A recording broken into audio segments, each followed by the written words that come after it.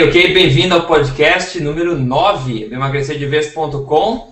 E o assunto de hoje, o título de hoje é como começar hoje a emagrecer e viver melhor, tá? Esse é o nosso título da nossa conversa de hoje aqui. É uma grande novidade do nosso negócio aqui. Se você está escutando o podcast, a novidade é que nós também estamos gravando o videocast, tá? A gente está gravando um hangout do Google, então no YouTube, no canal do YouTube, você pode ver também a conversa em vídeo, né? Então você pode escolher o formato de mídia que você prefere.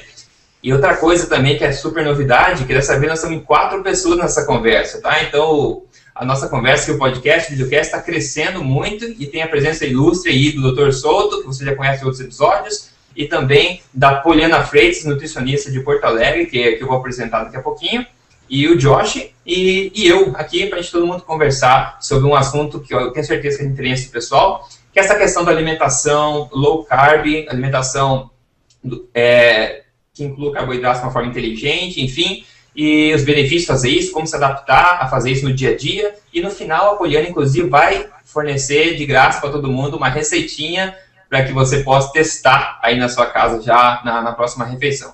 Então, acho que tem bastante coisa hoje e relaxe e vamos lá com a gente, ok? Então, primeiro de tudo, quero dar, então, boa tarde para todo mundo aí e bem-vindos a Poliana pela primeira participação aqui no podcast Emagrecer de Vez. Obrigada. Boa tarde, Rodrigo. Boa tarde. Bem-vinda, Poliana. Obrigada. Poliana é nutricionista em Porto Alegre e eu queria só perguntar para Poliana, só eu queria que você se apresentasse para a gente. Fala o que é a tua especialidade, enfim, a tua paixão específica no teu trabalho. Eu sei que você gosta muito dessa questão de low carb, você viu já mudanças gigantescas nos seus pacientes, na sua vida própria, enfim, você é uma pessoa que vive low carb já há muito tempo, né? Então, quero só dar uma palavrinha inicial para o pessoal aqui do site. Oi, gente, é um prazer estar aqui hoje, conversando sobre esse assunto tão apaixonante, né, que surgiu na minha vida há 1 ano e meio. Eu sou formada há mais de 20 anos, e no consultório já ficava um pouco desanimada com os resultados que eu tinha com a dieta convencional. E quando o Dr. Souto me apresentou essa nova visão, né, de dieta, me fez muito bem, porque eu consegui reativar essa paixão pela nutrição e principalmente vendo resultados excelentes, né, de amigos, de pacientes, de familiares, né, e então é um prazer estar sabendo cada vez mais sobre isso, né, e podendo me sentir tão bem, né, com esse tipo de alimentação.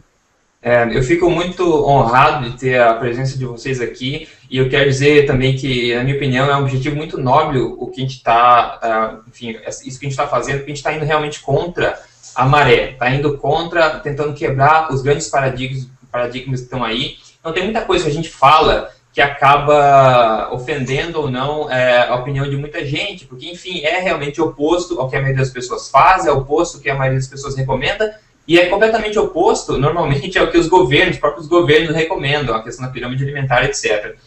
Mas a gente tenta sempre ter um foco científico, tá? Trazer conhecimento aqui, né, à luz, aqui, estudos científicos, por exemplo, experiência profissional, experiência observada nos pacientes da Poliana, nos pacientes do Dr. Souto, enfim, na nossa conversa no site com as pessoas que vêm contar os benefícios de uma mudança adequada na alimentação, enfim. A gente vai contra a maré, mas é por um objetivo nobre, e eu estou muito feliz que isso aqui está crescendo bastante. E para a primeira coisa, eu quero focar um pouco na Poliana hoje, que é a primeira vez dela aqui. Então, quero pedir para ela o seguinte, nessa alimentação que inclui de forma inteligente carboidratos, enfim, que é a questão low carb, a questão paleo, por exemplo, para quem já conhece os rótulos aí, enfim, né?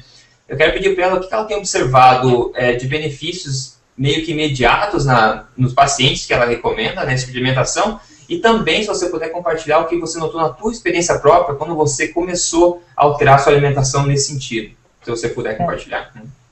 Certo. Os pacientes, primeiro, ficam meio surpresos, né, naquela questão de tirar o pão, e daí, ao mesmo tempo, eu sinto que eu tiro o chão deles.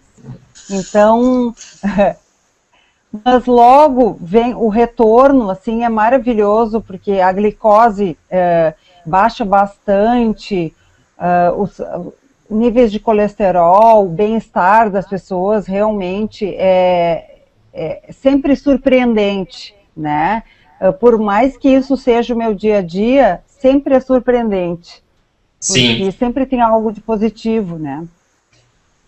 Na minha dieta, eu posso dizer que eu era meio compulsiva.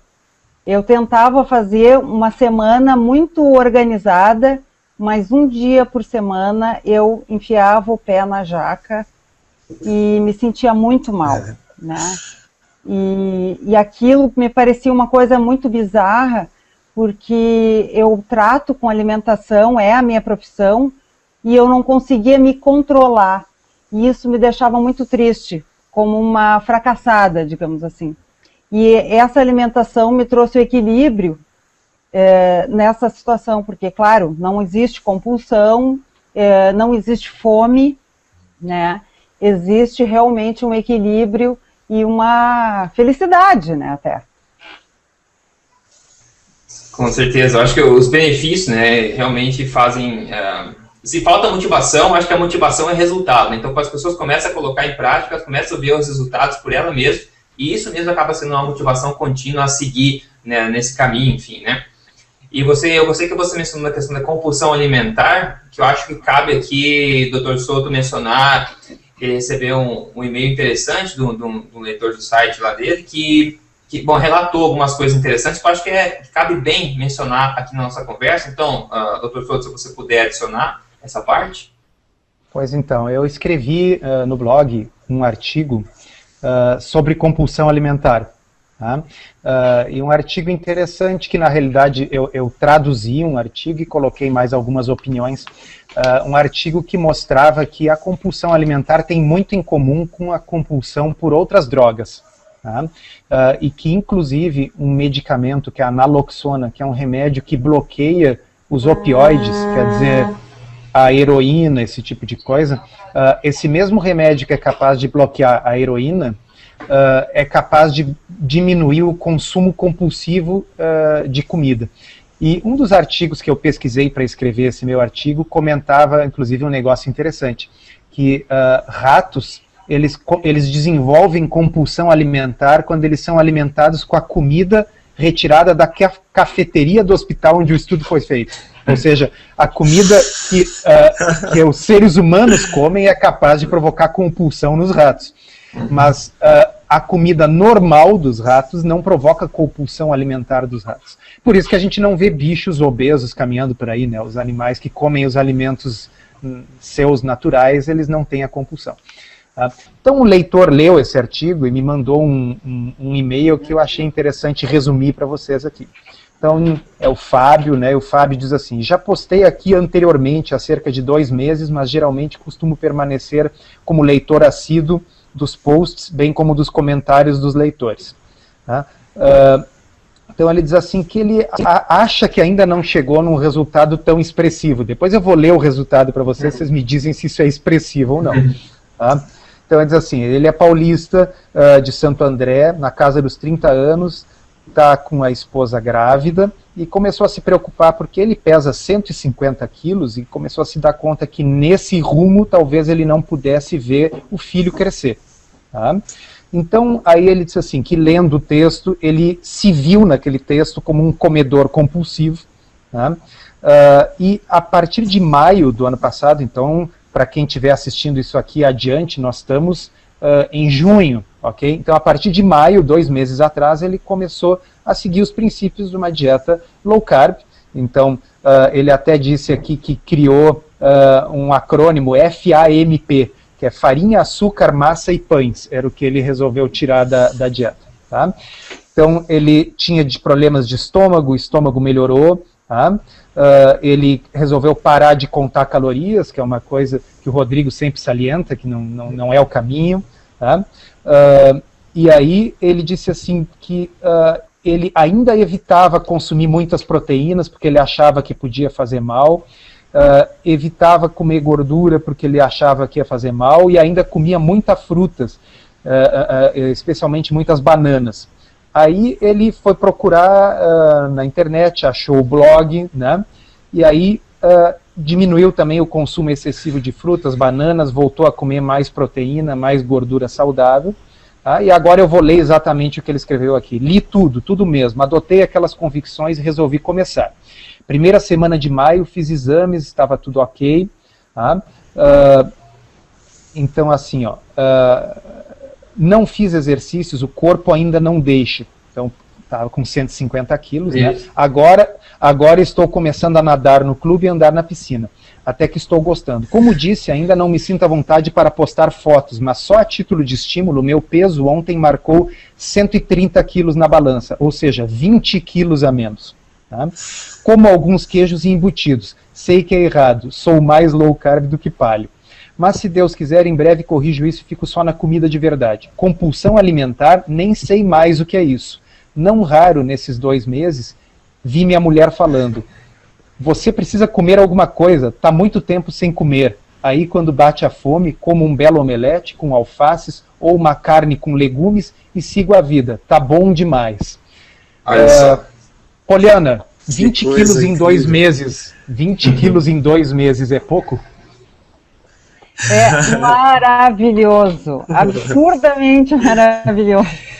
Só uma dieta low carb para dar esse resultado. Antes de tu viveres esse mundo da dieta low carb, na dieta tradicional em consultório, alguém na tua vida já perdeu esse peso em 2 meses?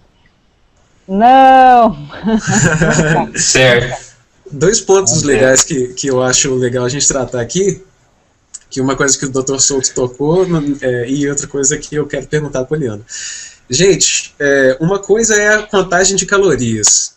Poliana, o que você acha disso? Porque eu sei que você já deve ter contado bastante calorias na sua vida. Não. Inclusive, eu era louca por contagem de calorias. Eu tinha um caderninho pessoal, onde eu contava sempre as calorias, né? Quando eu fui falar com o Dr. Souto pela primeira vez, ele me disse, não conta, né? E eu fiquei assim meio agoniada, mas acabei largando. Hoje eu sou uma pessoa que não conta calorias. Mas, para o paciente que está iniciando, eu tento dar algumas porções, alguma referência de porções, não entre calorias, né? Mas para ele se situar e não se perder na dieta em termos de quantidades, né? Porque às vezes aquilo tudo livre, eles ficam muito soltos, né? Então eu tento dar um norte para eles. Certo. E o outro ponto é o seguinte, como essa alimentação diminui tanto a compulsão alimentar, às vezes a gente não sente necessidade de comer, né? E tem aquela questão de comer de 3 em 3 horas. Né? O que vocês acham que seria uma maneira adequada de se alimentar para que a pessoa também não ingira alimentos de menos, sabe? Porque ela não, por exemplo, fique fraca. Por exemplo, é uma coisa que já aconteceu comigo às vezes, de esquecer de comer e de repente eu me senti fraco porque tinha, sei lá, 2 dias, 1 dia que eu não comia, sabe? Foi assim uma coisa que eu precisei amadurecer. Eu tenho a impressão que, desde que não seja uma coisa forçada, dificilmente a gente vai ficar fraco, né? O corpo mais ou menos regula a fome, da mesma forma que regula todo o resto. Esses dias eu respondi para um outro leitor do blog lá, eu disse, olha, você tem acesso a uma quantidade ilimitada de água na torneira. O que te impede de beber 10 litros de água por dia? A sede, né? A sede, tá? O que te impede de respirar o dobro das vezes por minuto do que você respira? Vai respirar de acordo com a vontade. Se tiver com falta de ar, vai respirar mais, né? Sim. E o corpo regula absolutamente tudo dessa forma, porque a fome seria a única exceção. É isso que eu costumo dizer também, doutor. Até essa questão de comer em 3 horas, marcar no relógio 3 horas. Tem coisa mais básica e coisa que faça mais sentido do que simplesmente confiar no sistema do corpo de controlar a ingestão de alimentos, ou seja, a fome, a tua sede, enfim, tudo isso. O teu corpo ele foi feito para te dizer quando você precisa de nutrientes a mais, quando você precisa de mais energia. O que a gente faz com essa alimentação moderna, digamos, de hoje, é esculhambar todos esses sistemas, né? Todo o sistema hormonal que controla a saciedade e tudo mais. Então, isso acaba gerando compulsão alimentar, acaba gerando, né, a questão de comer mais do que o necessário, energeticamente falando. Mas essa alimentação que te propõe, inclusive, é uma alimentação que vai retomar o funcionamento normal desses sistemas que já são naturais do corpo. que a gente pode contar só com ele, sinceramente. Por isso que eu digo estilo de vida, estilo de vida, estilo de vida. Nada de dieta. Simplesmente confie na tua fome, confie na tua sede, enfim, o teu corpo vai te dar as melhores dicas do horário de comer. Porém, o seu sistema que regula esse tipo de coisa tem que estar funcionando normalmente. E como que isso funciona normalmente? Quando não tiver veneno no organismo. E o que são venenos no organismo? Aí é aquela sigla que o Dr. Souto falou, né? Os farináceos, carboidratos densos, refinados. Esse tipo de coisa é demonstrado que afeta profundamente os sistemas regulatórios do organismo, principalmente a questão da saciedade, armazenamento de gordura, fome, etc. Então não tem segredo. Come quando sente fome, né? E é basicamente isso, né?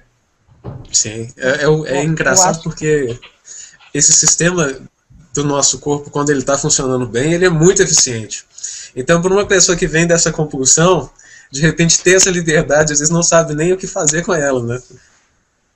É isso que eu ia falar. A pessoa fica perdida quando começa a dieta, principalmente, não entende essas mensagens do corpo, né? Então, às vezes, o meu papel também é dar uma organizada nisso, até que ela possa aprender com o próprio corpo e com o próprio metabolismo o que está acontecendo, né? E a gente ter essa consciência. Hoje, depois de 1 ano e meio, eu tenho uma consciência o que é fome, o que é ansiedade e quando eu preciso comer ou não. Mas a pessoa que está iniciando fica muito perdida, assim. Eu vejo muito isso nas pessoas. Uhum.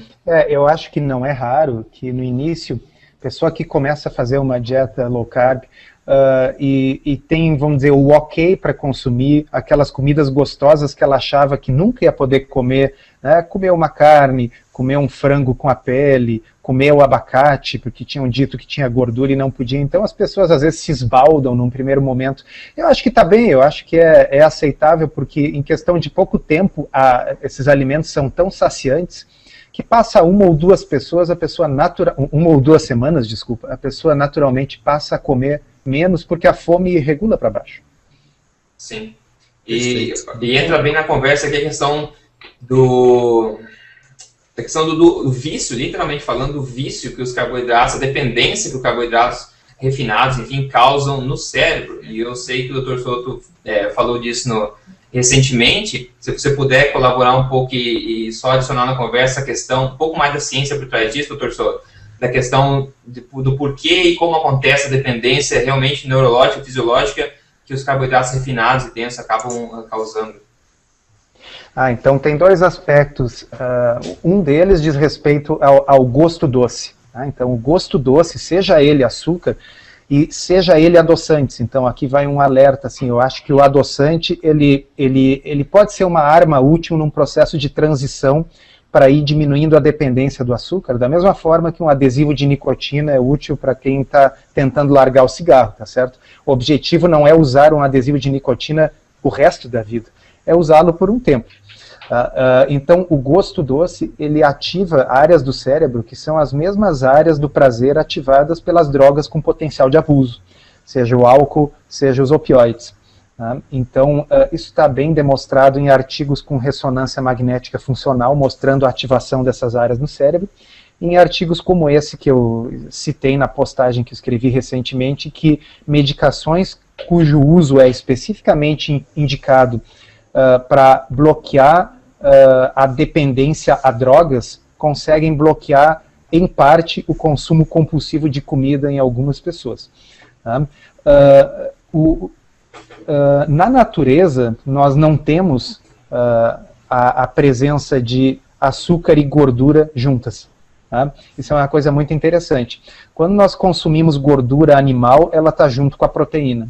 Quando nós consumimos gordura vegetal, ela não está junto com açúcar. Um abacate não é uma fruta doce, tá certo? Então, essa mistura de açúcar e gordura é uma coisa maligna criada pelo ser humano, altamente viciante.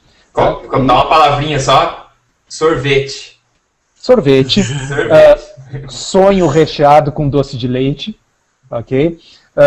Própria pizza, né, onde nós temos o recheio que é gordura, mas a base é carboidrato. Não tem muita graça comer massa de pizza pura, ok? Mas a massa de pizza com a gordura que tem em cima se torna uma coisa irresistível. Então, realmente, assim, os carboidratos, eles dos macronutrientes, os macronutrientes é a proteína, os carboidratos e a gordura. Eu vou dizer assim para o ouvinte, vocês vão entender bem. Eu não consigo imaginar alguém comendo um tablete de manteiga pura e perdendo o controle. Não dá, né? Ou então uma pessoa comendo o branco do ovo, a clara do ovo pura e perdeu o controle, não conseguir mais parar de comer aquilo. Não acontece.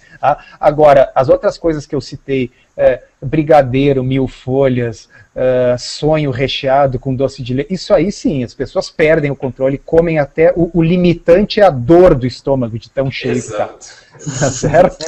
Ou o tamanho do pacote, né? Exatamente. Então, realmente existe uma característica de vício, e uma das grandes coisas da dieta, que é o que a Poliana já falou, é simplesmente o fato de retirar esse tipo de carboidrato da dieta, faz com que as pessoas comam até a saciedade e não além da saciedade.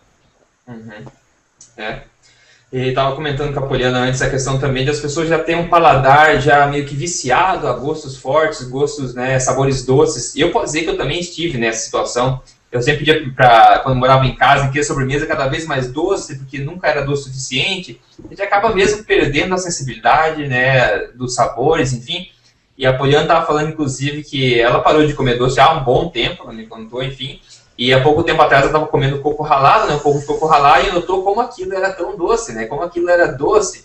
E você vê a diferença que na percepção, né, no nosso paladar, quando você meio que tira esses alimentos totalmente artificiais, que são, enfim, os refinados, os doces mesmo, sobremesa, etc., como a tua sensibilidade aumenta e você começa novamente a saber apreciar realmente o sabor verdadeiro, né, e as nuances dos sabores de uma alimentação realmente verdadeira, né, natural.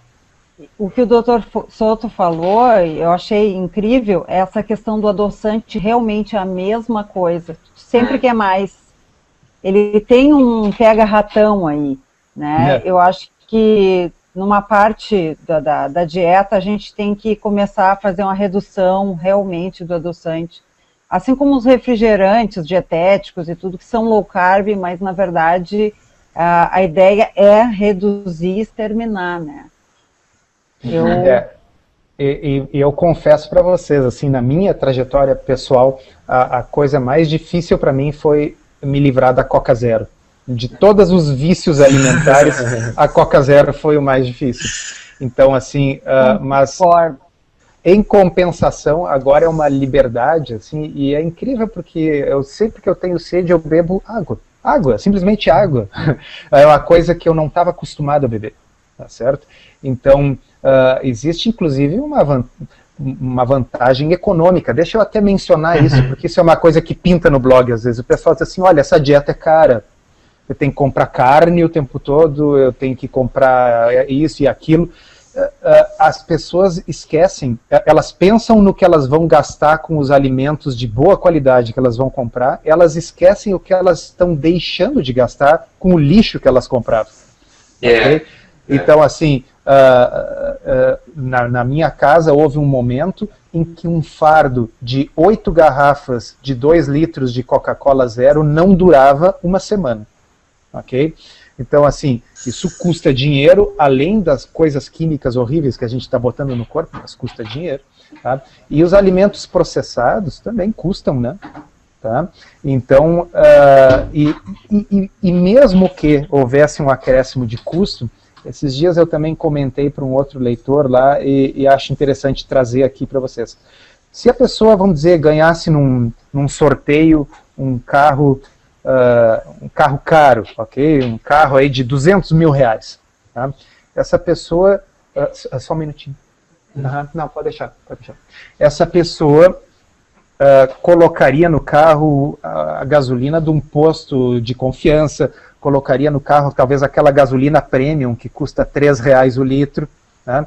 Agora, quando chega na hora de decidir o que vai botar na boca, aí qualquer coisa serve, quer dizer, qual é a lógica disso, né? Isso acaba indo mais a questão psicológica também, porque muita gente, aquela que exemplo da Ferrari, né? Se você tem uma Ferrari, você vai colocar combustível de primeira qualidade.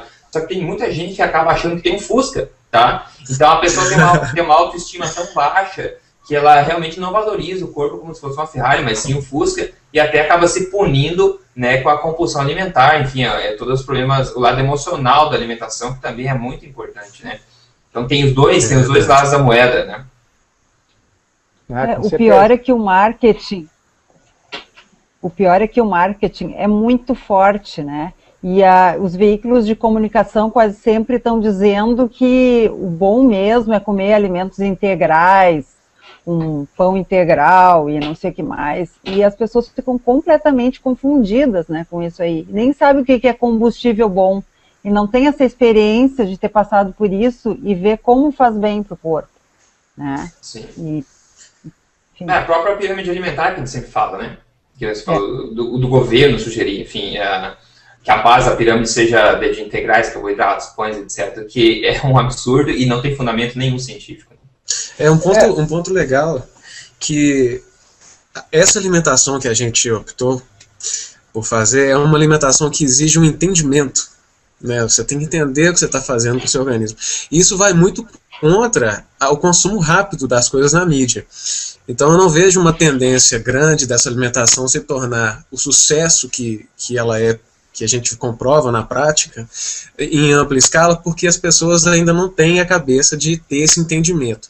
Poliana, o que você acha, né, da questão do entendimento dos seus pacientes em relação à dieta e em relação ao sucesso da dieta? Essa questão do entendimento, é preciso realmente falar bem explicadinho para eles, repetir e entregar tudo por escrito, porque mesmo assim a parte cultural é tão arraigada, tão forte, né, que eles necessitam que seja muito bem explicado e mesmo assim recorrem inconscientemente ao pãozinho, ao que está faltando, não o que está ganhando, né, em termos de saúde. E esse tempo de pelo menos um mês fazendo uma dieta assim, às vezes eles não dão esse tempo para si mesmos, né? Isso que eu percebo, assim, que se cada um desse essa oportunidade, estariam que nem nós quatro aqui, falando com entusiasmo sobre esse assunto. Diga, doutor Souto. Eu penso o seguinte, vamos dizer, informação nunca impediu as pessoas de fazerem bobagem. Tá? Agora, é importante porque pelo menos essa informação permite que a pessoa faça bobagem de uma forma de propósito, decidida. Tá? Então, eu sempre gosto muito da analogia com o cigarro, porque houve uma época na década de 40 e 50 em que, inclusive, alguns médicos diziam que fumar era uma coisa boa. Tá? Então nós estamos na nutrição onde nós estávamos no cigarro na 1940, tá certo? Mas assim, uma vez que ficou claro que o cigarro era uma coisa deletéria, bom, isso não impediu que as pessoas fumem, tem um monte de gente que fuma hoje em dia, mas todo mundo, 100% das pessoas que fumam em 2013, faz porque quer, sabendo que faz mal, mas é uma opção de vida. A pessoa diz assim, eu sei que eu tenho um risco maior de câncer, eu sei que eu tenho um risco maior de morrer do coração, e daí eu gosto de fumar e vou fumar. Então, o que me deixa desesperado não são aquelas pessoas que não se preocupam com a saúde, são as que se preocupam e que estão com a saúde cada vez pior porque elas estão seguindo aquilo que o governo mandou fazer. Né? Então elas estão comendo 6 a 11 servidas de pães, bolos e arroz, porque isso é a base da pirâmide alimentar. Elas estão consumindo óleos vegetais extraídos de semente, cheios de ômega 6 e que inflamam o corpo. Elas estão evitando as gorduras naturais dos alimentos, elas estão evitando carne, e elas estão ficando diabéticas, estão ficando obesas, estão morrendo do coração, porque estão seguindo o conselho do governo. Então, agora, se nós falarmos aqui no que consiste uma dieta saudável, o que facilita emagrecer, e a pessoa disser, olha, mas eu gosto de comer pão e eu vou continuar comendo, eu sei que faz mal, mas eu vou comer porque eu gosto. Tá bem, é que nem a pessoa que vai fumar porque gosta.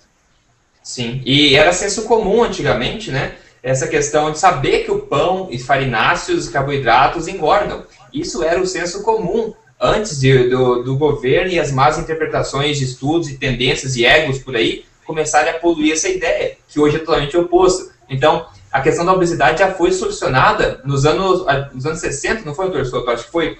E a coisa é mais antiga. Em 1864, portanto, há 150 anos atrás, foi publicado o primeiro livro de dieta low carb, por um autor chamado William Bunting.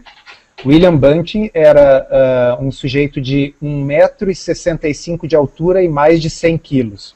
Tá? E ele estava começando a ter dificuldade de descer e subir a escada na casa dele, ele tinha falta de ar, ele não conseguia amarrar o próprio sapato.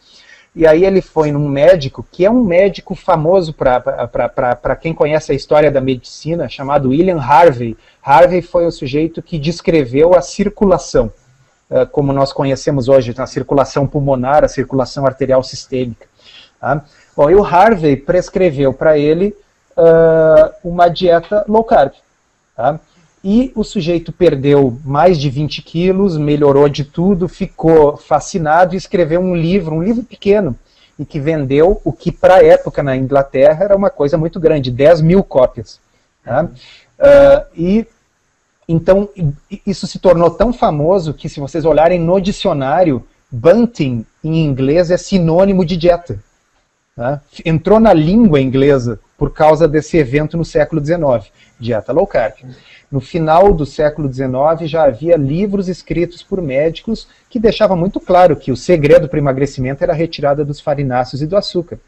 Em 1950, um médico chamado Pennington se tornou muito famoso porque ele conseguiu provocar uma grande mudança na saúde dos pacientes de uma empresa, daqui a pouco me faltou o nome, eu vou me lembrar daqui a pouco, Western Electric, se não me engano.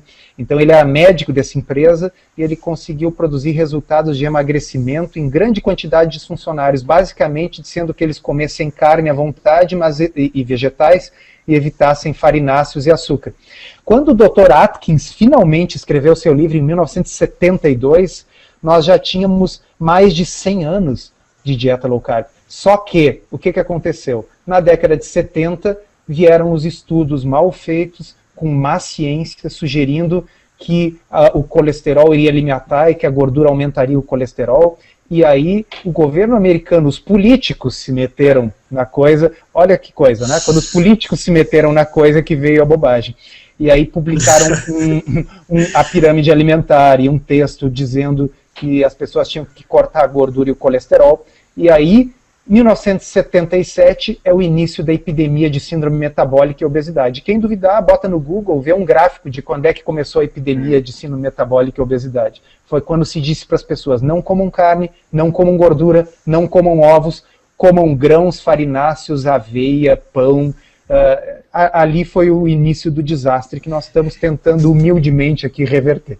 E ainda assim, mesmo mostrando a ciência contrária, enfim, os governos e os médicos, sua maioria, são muito resistentes a essa ideia do carboidrato de ser o vilão. E a questão de ter investido já milhões e milhões de dólares em tentar comprovar que essa hipótese colesterol gordura causa, né, obesidade, que eles se recusam muito a aceitar que tudo que eles vêm dizendo até agora, nos últimos 40 anos, está errado. Né? É uma resistência mais de ego do que de razão, né? E de dinheiro também, né? Muito grande, né? E de dinheiro. De todas as drogas da indústria farmacêutica, as drogas para colesterol são as que geram mais retorno financeiro. Tá? Então, vamos dizer, quem é que tem interesse em desfazer um mito que gera 30 bilhões de dólares por ano? Olha, por 30 bilhões, daqui a pouco um de nós quatro aqui acorda morto aí com formiga na boca. Não dá ideia, cara. Tem inclusive um médico, voltando um pouquinho nesse assunto da história, acho que de 1900 e pouco, que se gabava esse médico, ele trabalhava em Nova York, ele se gabava de ter conseguido emagrecer mais de 17 mil pessoas naquela época, seguindo uma dieta low carb.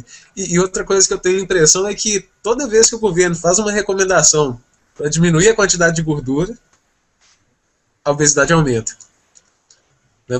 Porque a Poliana pode nos confirmar isso aí. A nutrição, a alimentação, é um jogo de resultado zero. Em outras palavras, para eu tirar uma coisa, eu tenho que colocar outra.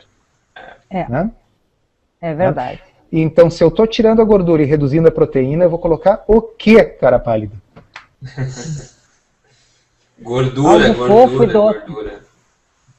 Vou colocar carboidrato que vai virar gordura. Exato. Então, isso é importante. O pessoal tira carboidrato, mas, e não inclui nada mais. Então, isso que eu estava dizendo, incluir a gordura, no caso. E a pessoa fala proteína. Essa é uma coisa importante falar. Se falou em proteína, o pessoal, mais os rins, ou não sei o quê.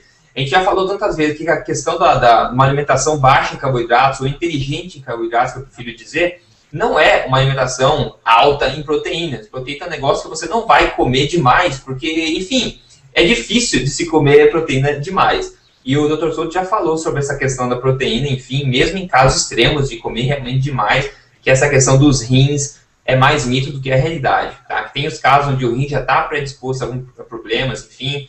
Eu não quero só voltar nessa discussão, porque a gente já falou isso no podcast passado, tá? Mas então, se a gente retira os carboidratos refinados e densos, a gente tem que substituir essas calorias com principalmente gorduras, tá? E proteínas animais que já vêm com gorduras também, enfim. Uma coisa que vale a pena salientar, porque é que às vezes a gente está acostumado a falar nessa linguagem, né, Rodrigo? Então, assim, para nós isso é natural, mas para quem está ouvindo, porque se eu digo para a pessoa, olha, vocês têm que comer 70% das calorias em gordura, 20% em proteína e 10% em carboidratos, vamos supor.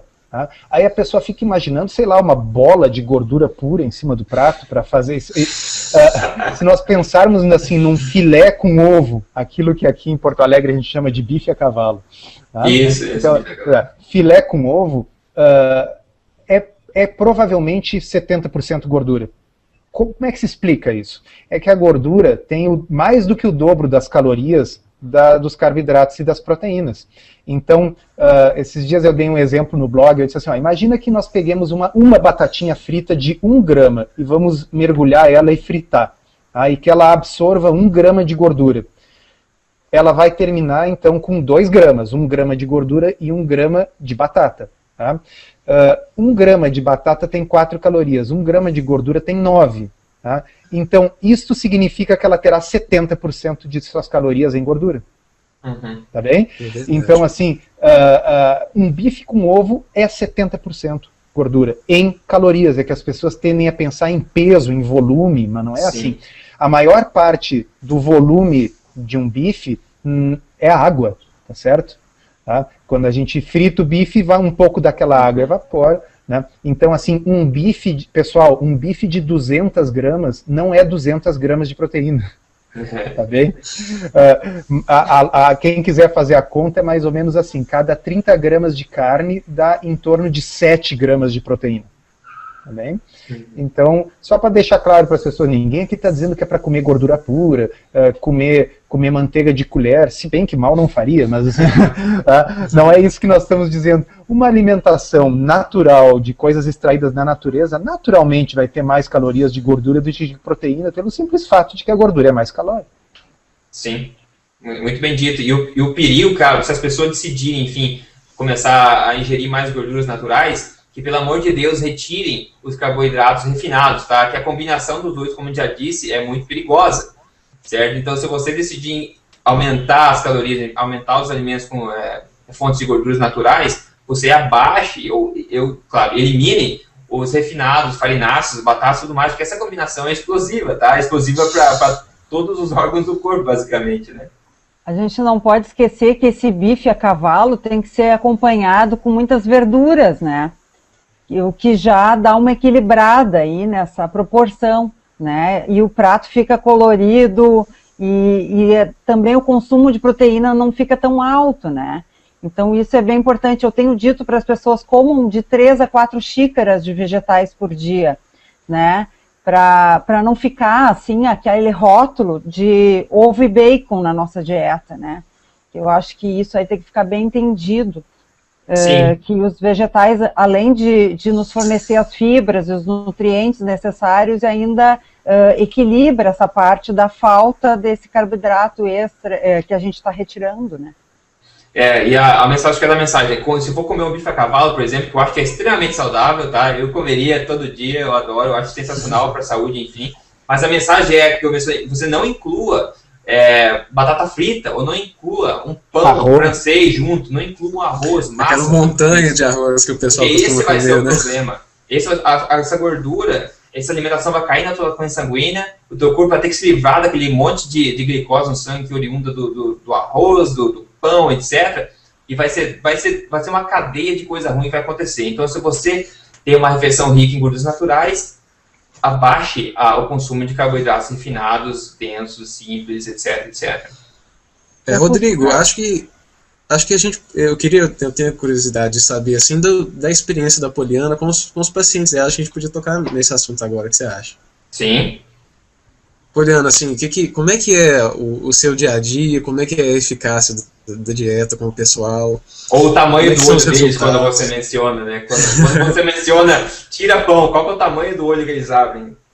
Não, é uma cara horrível que eu já olho, assim, em primeiro, eu sempre falo, assim, da forma mais harmônica possível, né, tentando deixar a pessoa à vontade e dizendo que é um novo caminho, né, um caminho de liberdade, enfim, eu faço toda uma questão, assim, psicológica para tentar. E outra coisa que eu utilizo muito é essa questão da cozinha, né, eu sempre costumo dizer que eu sou nutricionista das panelas, né, eu costumo dar algum recurso culinário para a pessoa poder fazer essa transição, né? É bolinhos, é pãezinhos, como o Dr. Soto mesmo, a gente já vive falando isso aí. Nada melhor do que o ovo, a carne e os vegetais, não substituem, né, dentro da nossa dieta. Mas a parte dos bolinhos, dos pães adaptados, de execução fácil, né? Eu acho que é bem importante para essa transição, né? Para essa questão do paladar também e dessa questão cultural, né? Então eu vejo que as pacientes, quando eu digo, tu vai tirar o pão, a massa, a batata, mas eu tenho uma opção para ti, que é um bolinho que tu pode utilizar, já vejo no rosto, no semblante, um relaxamento. Ah, tá, assim eu consigo, né? Então eu tento fazer isso aí, e eu acho que isso está tendo uma boa resposta. Porque assim que o metabolismo começa a adaptar, eles já começam a retirar esse tipo de alimento também. Isso, porque isso é a importância da transição, né? Porque as pessoas acabam, é muito 8 ou 80, né? Elas falam, tá, hoje eu vou emagrecer, pô, retira tudo, muda completamente a dieta, e isso a gente sabe que não é o caminho correto, certo? Então, por isso a importância de você facilitar, por exemplo, a transição. Uma coisa interessante, assim, sempre que a gente fala em uma dieta de baixo carboidrato, surgem duas coisas. Primeiro é a dieta da proteína, nós já discutimos aqui em outro podcast que isso não é assim. E a outra coisa é assim, isso é aquela dieta Atkins, né? Bem, eu acho que o Atkins foi um visionário, eu admiro o Atkins por ter colocado isso em 1970. Ele teve a visão que boa parte dos nossos médicos hoje em dia ainda não conseguem enxergar. Mas, dito isso, tem coisas na dieta Atkins que não precisam ser daquela forma. Então, o Atkins estruturou a dieta em fases, né? Tem uma fase de indução onde os carboidratos são 20 gramas. Bom, 20 gramas não dá para comer nem salada à vontade. Tem que restringir até a quantidade de e isso, eu na minha experiência já aí de 2 anos disso, me parece completamente desnecessário, né? Eu acho que são poucos pacientes que realmente se beneficiam e têm necessidade de fazer a dieta cetogênica e eliminar os carboidratos a esse nível, né? Então, algumas pessoas preferem cortar de cara, né? Outras pessoas têm mais facilidade para ir cortando aos poucos, né? Eu acho que a única coisa que, e é a minha opinião, assim, que deve ser eliminada completamente e não tem que ter muita discussão, é trigo, né? Porque, assim, é uma coisa que faz tanto mal em tantos aspectos da vida, que vale a pena eliminar totalmente. Poderia ser a primeira coisa, né? A primeira coisa a se eliminar da dieta poderia ser o trigo, então. Inclusive, deixa eu aproveitar essa grande audiência aí do teu podcast, fazer um anúncio para quem ainda não viu no meu blog. Está traduzido para o português o livro Barriga de Trigo, de William Davis. Tá? É um livro importante, eu acho que todo mundo tem que ler. Eu sei que é um livro que o Rodrigo já leu, eu li também, nós lemos um ano atrás quando saiu em inglês. Mas agora está traduzido e assim, nós temos que comprar porque é importante para ler, nós temos que comprar para dar de presente para as pessoas que a gente gosta, para os nossos familiares, para os nossos médicos e para os nossos amigos. Nós temos que comprar para fazer com que a editora tenha que fazer novas edições. Nós temos que, assim, usar o poder do grupo para mostrar assim, opa, existe um nicho de mercado, quem sabe vamos começar a traduzir mais dos livros, que essa é uma das coisas que levou o Rodrigo a criar o blog dele, é uma das coisas que me levou a criar o meu, é assim, não existia nada em português, nada. Certo. Né? Falar nisso, Rodrigo, então nós temos. Falar nisso, o pessoal já está te cobrando um segundo livro, viu? Já pode começar a escrever aí, porque alguns leitores está sendo recorrente, assim, já terminei o primeiro, quando é que sai o próximo? Então, uma das coisas que levou o Rodrigo a escrever também. E é o que eu falo, a gente é um estudante contínuo do assunto, não tem como parar, né? Então eu e todos vocês, tenho certeza, são pessoas que continuam estudando, continuam abrindo a mente, enfim, aumentando os horizontes, se aperfeiçoando no ramo da nutrição. É um universo em si. Então, todos nós fazemos isso. E, claro, eu tenho planos, obviamente, de produzir mais conteúdo, mas, enfim, a mensagem é que nunca acaba, o conhecimento nunca acaba, tá? A gente nunca bate o martelo, a gente sempre vai se aperfeiçoando. Poliana, uma outra curiosidade que eu tenho é o seguinte, é uma coisa que o Dr. Souto também tem no blog dele, e a gente tem no emagrecerdevez.com, é o seguinte, a gente percebe uma taxa de eficácia muito grande. Sim. Só que no nosso blog o acesso é muito alto e o pessoal manda feedback de tantas maneiras diferentes que a gente não tem um controle sobre essa taxa de eficácia, né? Mas a gente vê o tempo todo pessoas, gente, emagreci 10 quilos, gente, emagreci 5 quilos, gente, segui uma dica e emagreci 13 quilos. Então, e como você tem um acompanhamento, né, com seus pacientes, você percebe, assim, essa taxa também de eficácia? Não, com certeza. Quem consegue fazer a dieta, segue adiante, tem sempre uma eficácia muito grande, né? Tem redução de peso, pode ser devagarinho, mas é contínuo, né? Mas eu recebo muita gente com essa síndrome metabólica, com outros problemas de saúde, né? E isso aí é que me chama mais atenção ainda, né? Que era o mais difícil antes de obter resultado, era nessa questão, assim, de realmente os exames melhorarem, né? Mas o peso é incrível, as pessoas perdem peso felizes. Quando eu falo assim, pode comer queijo, ou pode comer gordura, eles me olham assim, tá, mas é um pouquinho. E eu digo, não, pode botar um pedaço bagual. Eles dão risada, né? O único que não é gaúcho aqui é o Josh, hein? Tem que traduzir pra mim que eu sou mineiro, gente. É uma coisa substancial, digamos assim, né? E as pessoas ficam felizes e animadas, né? Pela quantidade, pela fartura, né? E eu sempre começo dizendo, olha, é uma dieta farta, né? E com um bom resultado. E isso acontece, as pessoas quando vêm com retorno, a gente fica muito animado mesmo. E aí, introduzir uma vírgula aqui, que é assim, que tem alguns dos nossos ouvintes e leitores que talvez não tenham exatamente essa experiência.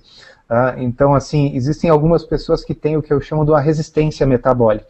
E, em geral, são pessoas que já fizeram dieta sanfona muitas vezes na vida, já engordaram e emagreceram várias vezes. Mais frequentemente são mulheres, mais frequentemente depois da menopausa. Então, fazem a dieta correta, tudo certinho, eliminam os farináceos, o açúcar, e o peso resiste muito. Então, e de vez em quando essas pessoas escrevem assim, eu estou escrevendo porque eu vejo todo mundo aqui perdendo 20 quilos e eu só consegui perder 2. Né? E, bom, para algumas pessoas é mais difícil, mas ganha-se igual em saúde, ganha-se em ter uma relação saudável com a comida, parar da paranoia, não passa mais fome, perde pouco peso, mas perde, ok? E todos os exames melhoram, e aquela síndrome metabólica que não melhorava melhora, e a pressão que era alta normaliza, e daqui a pouco dá para largar o remédio da pressão e do diabetes. Então, é muito além do peso. E ainda diria, né, reduz aí a pesquisa assim, dizendo que reduz até a chance do Alzheimer, a questão do câncer, vai muito além, que o peso é somente a ponta do iceberg, né? O peso, eu vejo assim, o peso como sendo um dos sintomas da síndrome metabólica. tá certo? Então, assim, a síndrome metabólica causada pelo hiperinsulinismo tem gordura no fígado, triglicerídeos elevados, colesterol desregulado, glicose elevada, aumento do diâmetro da cintura, todas essas coisas, aumento do risco cardiovascular. Então, quando a gente reduz a insulina, o peso cai porque o corpo está cicatrizando, está ficando saudável, tá certo? Então, eu estou absolutamente convencido que não é porque a pessoa emagrece que os exames melhoram. Os exames melhoram e a pessoa emagrece porque nós estamos tratando a causa do problema, que é o hiperinsulinismo. Tanto é verdade, né, Poliana, que os exames melhoram às vezes nos primeiros 30 dias, quando o emagrecimento muitas vezes nem foi tão significativo. É verdade, é verdade. Não, essa questão é que as pessoas são muito imediatistas, né? Elas querem resultados de peso, principalmente as mulheres que têm essa resistência, e é bem comum, né?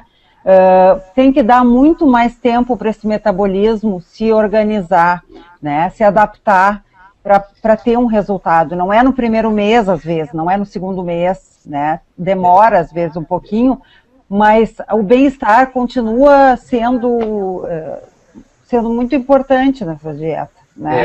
Então, eu já cansei de escrever, assim, eu chego a copiar e colar nas respostas que eu coloco lá no blog. Eu digo assim, olha, se você está convencido que esse é um estilo de vida mais saudável, se você está convencido que esse é um estilo de vida que lhe dá uma relação saudável com a comida, que não vai passar fome, ou seja, se é um estilo de vida para o resto da vida, qual é a pressa? Tá certo?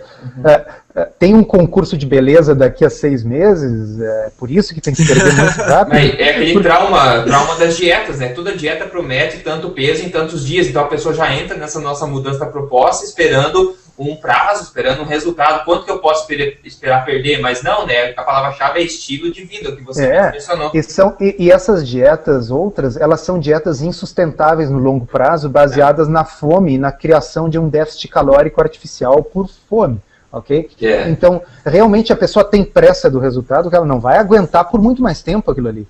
Né? Exato. Agora, como aqui assim é um negócio que a gente come bem, comidas saudáveis e até atingir a saciedade, bom, se está demorando um pouco, tá bem, qual é a pressa?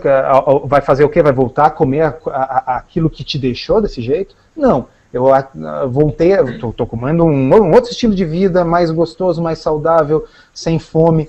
Então tá, se levar 3 anos para perder o peso que ganhou em 30, eu acho que ainda assim é lucro. Né? É que nem uma analogia, a questão do cigarro, né? Você quer parar de fumar, ou enfim, você tira o cigarro de uma vez, daí daqui umas 3 semanas você começa a inserir um cigarrinho por dia só, depois 2 semanas a mais você pode colocar 2, entendeu? Então, por que você vai fazer isso com carboidrato, certo? Se é algo que te faz bem, você não quer voltar a se intoxicar com uma coisa. Bem lembrado. Isso aí é a dieta Duncan, que anda meio na moda aí. A dieta Duncan muita gente menciona.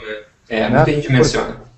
Porque assim, ela começa low carb, e aí depois chega uma hora o sujeito começa a introduzir grãos, começa a introduzir trigo, tudo de novo. É isso que você falou, quer dizer, para de fumar, aí se sente melhor. Bom, então agora vamos começar a reintroduzir o cigarro devagarinho. Exatamente isso. Literalmente. Um exemplo da trajetória da minha irmã, né, que foram 20 quilos em 1 ano e 4 meses. E foram 20 quilos muito devagar, mas constantemente, né? E é muito bonito de ver o exemplo, até eu acho que eu vou tirar algumas fotos, até para mostrar para as pessoas, que realmente é isso, foi sem pressa, né? Ela não se sentia mal, ela continuou perseverante, porque estava se sentindo bem, e cada mês tinha que diminuir uma calça, tinha que comprar outra, né?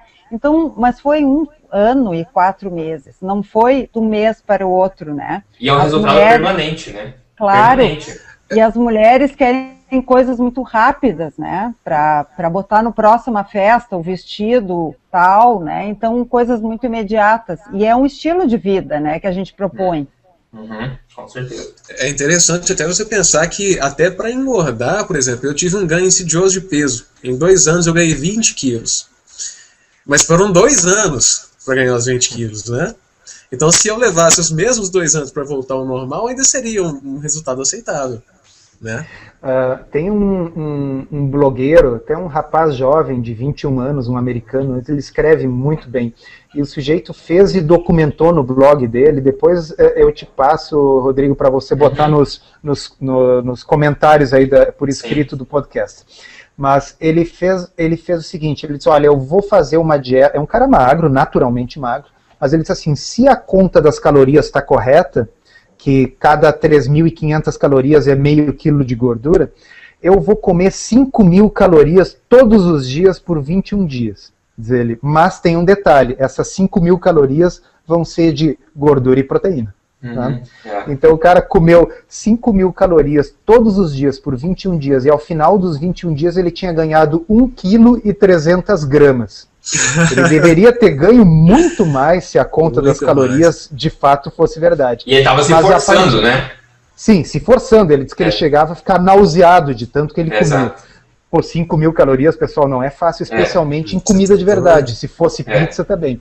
Tá? Mas assim, ao final dos 21 dias ele ganhou apenas 1,3 quilos, mas a cintura dele afinou nesse período. Olha só. Okay? Então, assim, possivelmente ele tenha ganho, inclusive, massa magra nesse período. Massa magra. Por comer 5.500 calorias de gordura e proteína sem carboidratos. Então, assim, é interessante pensar com o paradigma ao contrário. Nós pensamos assim, se nós criarmos um déficit calórico, nós devemos emagrecer. E as pessoas que já tentaram fazer dieta tradicional sabem que não dá certo. Quer dizer, as pessoas criam déficits calóricos absurdos por meses a fio e emagrecem quase nada. Né? E o inverso é verdadeiro. Se uma pessoa comer comida, mas comida que te nutre, e que não te engorda, quer dizer, comida de verdade, carne, peixe, frango, salada, frutas de baixo índice glicêmico, mesmo que tenha um excesso calórico significativo, se o organismo da pessoa não estiver doente, o ganho de peso não acontece. O que aconteceu com essas 2.500 calorias a mais que ele comia por dia? Bom, vocês sabem, calorias não se perdem nem se criam, elas só se transformam. Isso aí se transformou em calor, foi irradiado na forma de calor, se transformou em atividade física, mas não se transformou em gordura porque ele não estava estimulando os hormônios que estimulam a criação de gordura. Exato, e tem estudos já mostrando que com uma alimentação rica em proteínas e gordura, o próprio corpo gasta mais calorias, isso que você falou. Então o corpo automaticamente gasta mais. Então você aquilo não vai para a gordura, porque esses alimentos não propiciam o armazenamento de gordura. Isso é comprovado, inclusive, cientificamente. Então isso que você falou foi muito, muito bem dito, um experimento bastante interessante, por sinal. E de aviso mais, ele está continuando o experimento. Agora ele vai fazer 21 dias comendo só lixo. E vai dar o resultado depois. Aí isso é muito ruim, cara. Se você sabe o que isso causa, é muito ruim de fazer de propósito. Tem coisas que só aos 21 anos dá pra fazer. Exatamente. Pessoal, só uma coisa. O tempo que eu acho que tá chegando no final, mas antes do final, eu quero pedir a Poliana compartilhar aquela receitinha especial que ela ficou de compartilhar com todo mundo, né, Poliana? Claro. Não, vou começar então com o pão de amêndoa, que é o sucesso, né? 1,5 xícaras de farinha de amêndoa. Se encontra no mercado público, nesses mercados, né? Não em supermercado.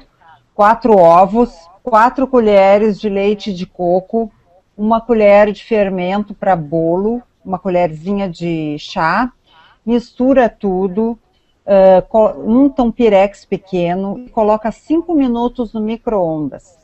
Tá pronto o pão. Mas só rechear, botar numa torradeira. Eu inclusive faço esses pãezinhos entre uma propaganda e outra da TV e trago o pãozinho, o bolinho num intervalo, de tão rápido que é para fazer.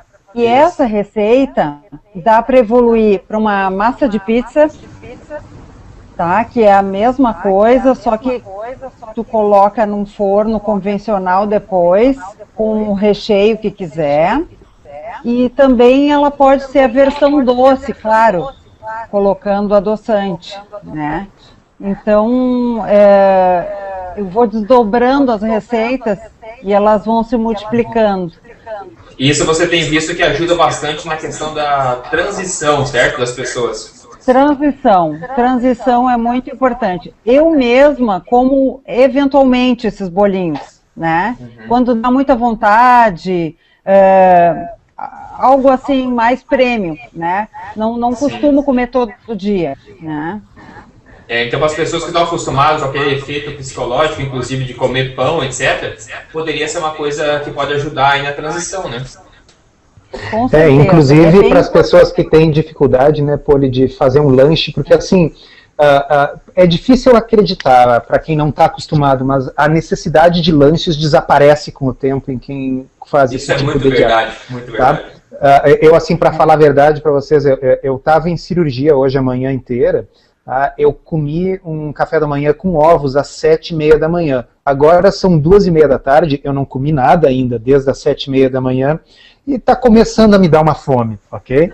Então, assim, não é aquele desespero de quem é movido a carboidrato, mas para quem está se adaptando a esse estilo de vida, faz o pãozinho da Poliana, faz um sanduíche com o pão da Poliana, ou pega esse pãozinho e bota presunto e queijo dentro e bota numa torradeira, faz uma torrada de presunto e queijo, tá certo? Então, assim, existe vida com alegria e comida, mesmo numa dieta sem carboidratos. Com certeza. Eu quero adicionar uma combinação um pouco estranha, mas porém é um desses sabores que, quando misturados, funcionam por uma razão ou outra, mas enfim, a questão de você fazer o bacon, tá? Bacon na frigideira, e colocar um pouco de canela em pó em cima do bacon. Tá? É uma dessas coisas estranhas que, por algum motivo curioso, funciona. E eu tenho feito isso no meu café da manhã, quando eu como meus ovos, eu faço um bacon também com um pouco de canela e tal. E delicioso, na minha opinião, eu acho que funciona perfeitamente.